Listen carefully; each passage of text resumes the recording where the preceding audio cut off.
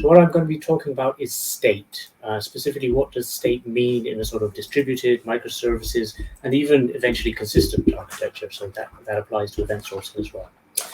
So let's start right at the beginning. When we were learning to program at first, we dealt with the concept of state invariables, which I've represented here by a car ignition. So it's like it's local, it's deterministic, you can read and write it at the same time, and it's well-defined and unambiguous. And that, you can look at that, you can definitely say that has a state that is currently locked, but that definitely.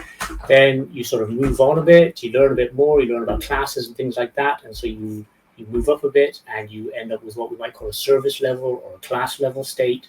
So, there's some hiding, we don't know what the state of the engine is in the car, but we do know when the indicators are on and so on. And, but you can still pretty much say, a car has a state. You can describe the state quite well. But what happens when we go up yet another level? So is there a state here? I mean, a WAG would say, yes, it's clearly a US state, but what I mean specifically is there, could you say that there's a state here, especially if rather than a photo, we actually had, a live camera here. And it feels like there should be state. We've just gone up a level from what we were discussing before, and everything is deterministic in this. There's nothing quantum going on in the streets of New York. But, at the same time, it also feels like it depends. And I guess it does depend. But why does it depend? And it's all down to time. So time I've described as sort of the great disruptor. And the problem here is that the state of something can change while you're observing it. And when you get into something as complicated as a street, there's a whole bunch of stuff going on. So, you could be describing it and it can be changing at the same time. So let me drill down a little bit into what that means. So this is like what I call the hotel room example. So you have a concierge. We'll assume it's an English hotel. It has no telephones or anything like that. The concierge is asked the question, is there anyone in room 303? So they go off on another wander, check the room, and come all the way back. Now, what can the answer be here? See, the problem is that they can only answer yes or no as at the time when they were at the hotel room. So this is an example that you can use if you are in an eventually consistent system, or even just a system that's running quite slow. The truth of your system may be out of date because, because things have happened since you got your state.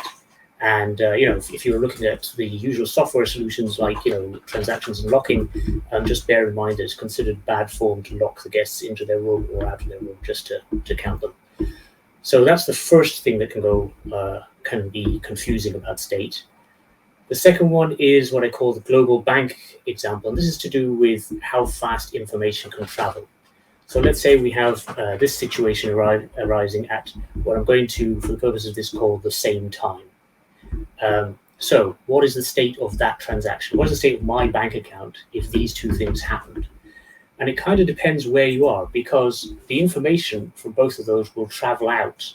So you have a situation where realistically, where you are, where the privileged observer is, will determine what the state is. So if you were in, in this case, if you were in, say, Egypt, I would be overdrawn, and if you were in South America, I would be in credit.